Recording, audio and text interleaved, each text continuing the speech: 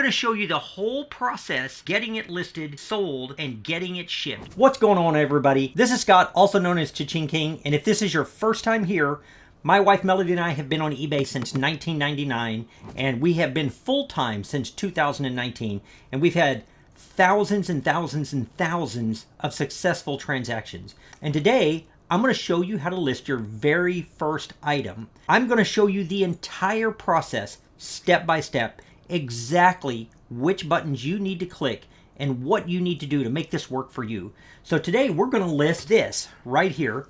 This is an old photo album from the very early 1900s, and there's some really cool stuff in here. And so we're going to get this listed. I'm going to show you my photography setup. I'm going to take the photos. I'm going to show you how to upload the photos to your listing. And then I'm also going to show you exactly what the listing process looks like and how we're going to decide how we're going to ship it. And not only that, I'm going to sell this today. I've talked to a friend of mine who lives in another state. So after I get this listed, then we're going to ship it.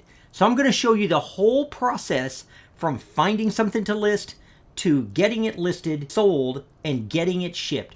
Let's dive right in. When you're first getting started, my recommendation is don't spend any money. You walk through your house and you find things that you're either not using or you never used that you're willing to let go of. They don't have to be incredibly valuable items. This book is full of 100-year-old photographs.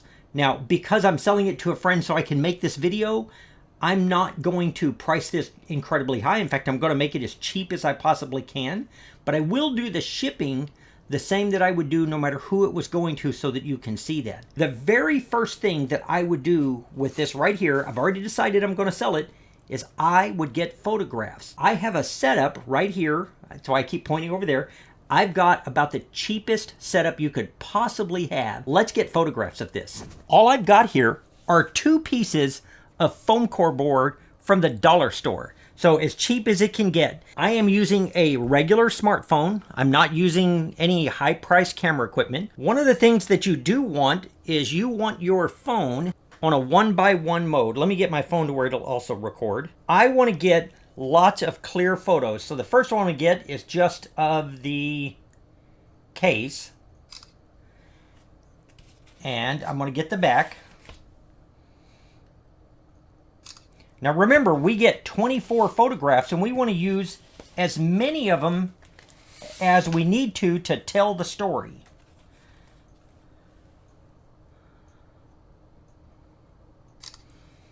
So I go through here and you'll see some of the shine. That's good to show because that will help people date these photographs to know exactly what they're looking at. The reason I take a picture sometimes with them in my hand is because I want people to have a very clear idea of the size. I will put a tape measure down, and then I try to show some of the cool photographs. Dr. Harris and Dr. Gordon, Democrat and Republican. Get a few pictures that show the approximate size of it. I like to start every one of my lessons from the eBay Seller Hub. So let's go there and take a look at what we need to do to get these pictures into a listing. I'm doing this tutorial from the ChaChingKing eBay page. This is not our main page. It is the one I usually use for tutorials. And why that's important is you need to know that this does not have a store subscription. So what you're seeing me do, you should be able to do whether you have a store subscription or not. So the first thing I need to do is I want to show you very quickly how to find some comps for this. So if I go up here for the search for anything, and I'm going to put in antique photo album, and all I do is I try to find one that is similar to what I'm doing. And like this one that I'm looking at here that someone has for sale, this is kind of the same thing. So the reason that's important is if I go down here to where it says sell similar, or if you have one to sell now, it's going to fill in a lot of these things for me. So I'm going to click sell now. When I do that, it brings up this listing for me right here. And what I want to do first, before I add my photos, because remember, my photos are not on the computer, they're on my phone. And I'm going to show you how to do that. So before I change anything, you'll notice right now, everything is blank other than the important stuff that was in that other listing. I'm going to go down here and watch this. I'm going to put save for later. Okay, now it's a draft. If I go to my phone, on my phone, I can open the eBay app. I am going to scroll down to drafts, and I'm going to open the draft that we just saved. And where it says upload photos, I'm going to click on that right there. And now it brings up the photos that I just took. And I'm going to click on each one of those.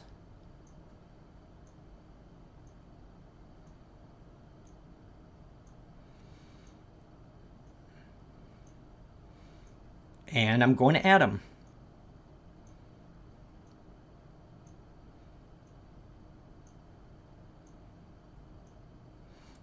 This just takes a few minutes.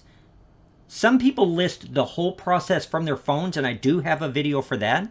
And some people take their photos immediately and they plug them in with a USB port on your phone, and they just drag the pictures that they've got over to a file maybe that they've made on their desktop. Once I've got all the photos uploaded, I'm going to click Done. And down at the bottom, I'm going to click Save for later. And when I do that, it will be finished on my phone. Now, watch what happens when I open this back up on the computer. I'm going to open my draft back up. My photos are uploaded. So that's just one way to upload your photos. For my main photo, I'm not going to want just a picture of the book. So what I'm going to want here is something with that shows a little bit more of exactly what I've got. I'm going to drag one like this up for my main photo. You can make a collage photo with something like InShot. Now I can go through, and if any of the photos need to be cropped or something's way off, I can take this right here and open that photo up, and I can take and get that down to a size that makes more sense for that item. And not a bad looking photo. I do want to rotate the ones that need rotating. So give me just a minute and I want to clean up some photos and we'll be right back. Remember, these photos look okay. If I were trying to show off the photographs better, I could spend a lot more time making sure I didn't have glare. I could do a lot of things to improve the photographs. But as far as somebody being able to tell what it is I'm selling, these photos are pretty good. They should be able to see what they're getting. So we're going to go down here, and now this is the title as it was when it was copied. And I don't think I need to put the word thick. I'm going to put Antique Photo Album circa 1910s, 1920s, Early American Life. And remember, you get 80 characters. I want to use all 80 characters if I can.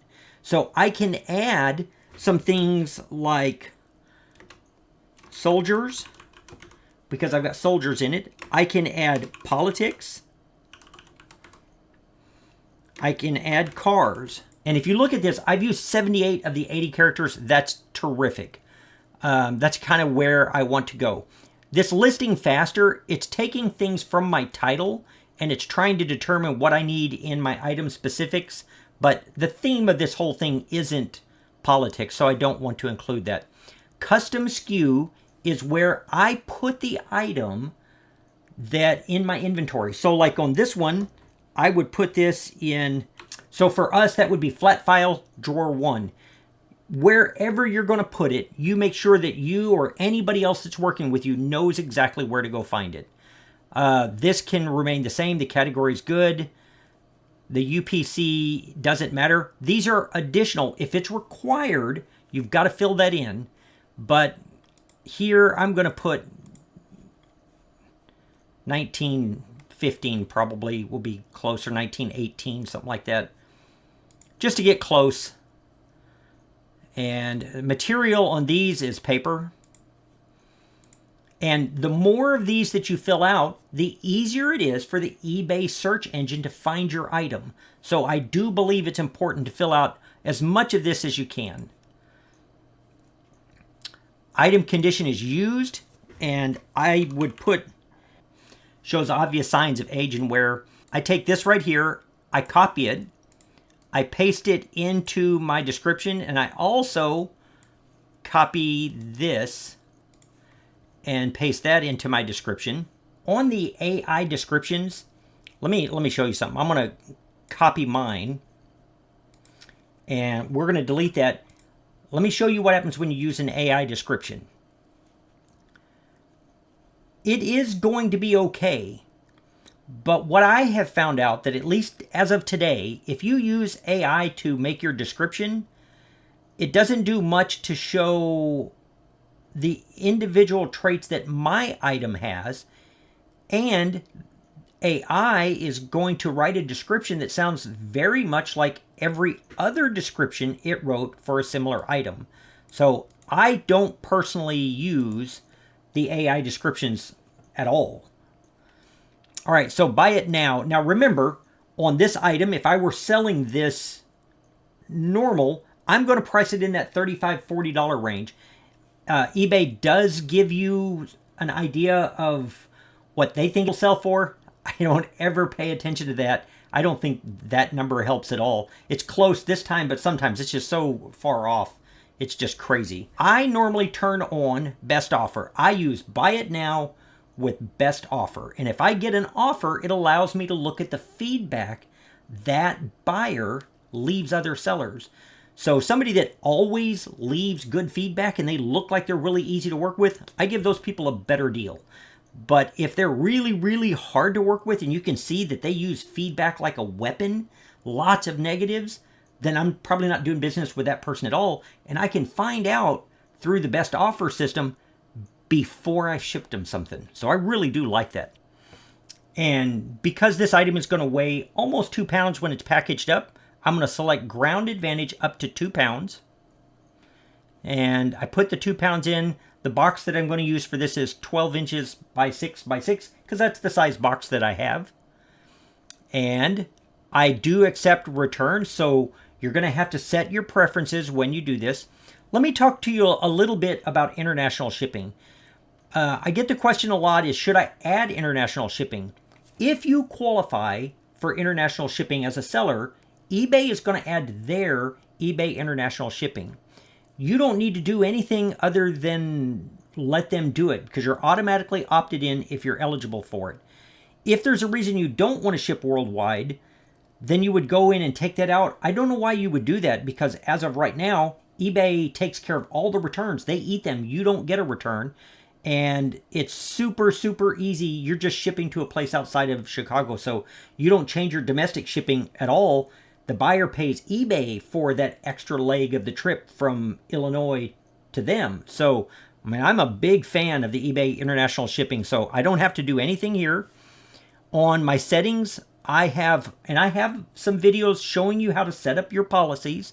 But this is a return policy of 30 days. And the returns through eBay shipping they handle. And it shows my return location.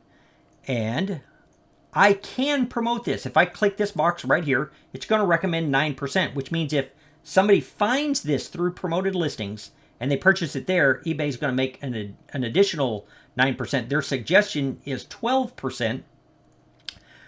My recommendation is I'm not doing that. First of all, I know who's going to buy it.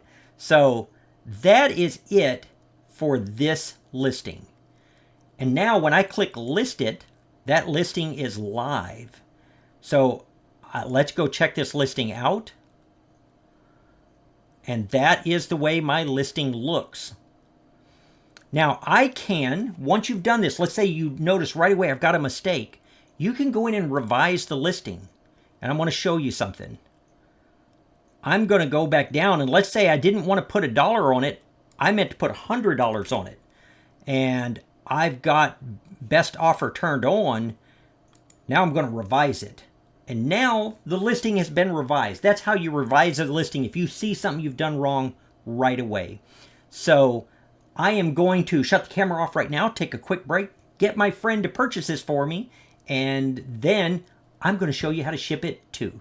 We just got an offer, so let me show you what we do when we get an offer. The first thing I'm going to do from the Seller Hub, I'm going to respond to open offers. You could always do it through the messages too, but I do it right here in the tasks. And I take a look at this, and I'm going to respond to offers. And I have a $1 offer on a $100 item because that's what I told her to offer. But let me tell you what I do from this screen right here. What I would normally do when I get an offer is I'm going to go in and I'm going to look at their feedback. Now, keep in mind, I don't care about the feedback that they've had from other people. What I want to see is the feedback that they leave other people. And when I click on this, most of the time what I'm going to see, I want to see all green. There are some things I don't worry about at all if they left a negative. And this is a good example right here. Seller never shipped the item. And since it went through eBay authenticity guarantee, it's taking almost a full month to receive a refund. And if you'll look, the seller is now unregistered. So that is a non-issue for me. And all I care about, I'm going to go down to 200. And look at this. So, of course, I already know this person's a good person. But when I look at this, this is fantastic feedback. The only negative is for somebody that never shipped their item and then deleted their account. So I'm going to go back, and for this person right here, I am going to accept that offer. And as soon as this gets paid, we're going to ship this item, and I'm actually going to ship it to her. She should be really happy with it.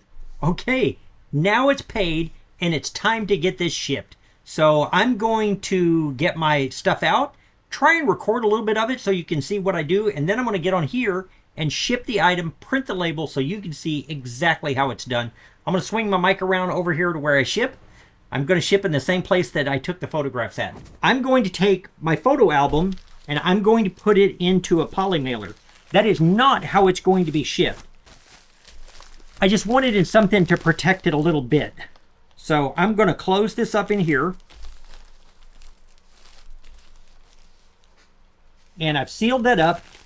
And that way it can't move. And I'm probably going to fold this over and tape that down.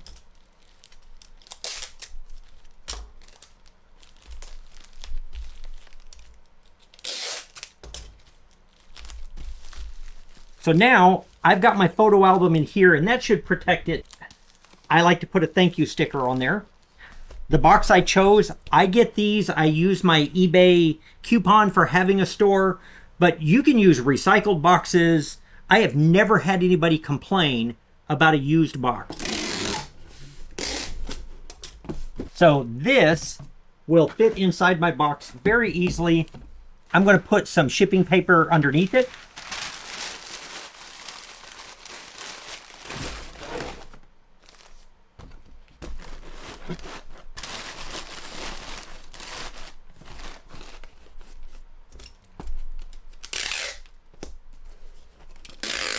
So now I have this packed up and ready to go. I'm going to get it weighed and let's get a label on it. Okay, it weighs 1 pound, 10 ounces. I always round up when I am shipping. So purchase shipping label. Now this is the standard shipping one. This screen here is probably going to be the one you're going to see when you open this up. It's 2 pounds, 12 by 6 by 6. And because I used that shipping policy, it's already marked Ground Advantage. The shipping paid is $7.99. And when I click Purchase Shipping Label down here in the corner, it's going to bring up my label. A lot of people ask, where does that money come from? It comes from the money that the buyer paid for the item. So Purchase Shipping Label. And I need to make sure I select the correct printer.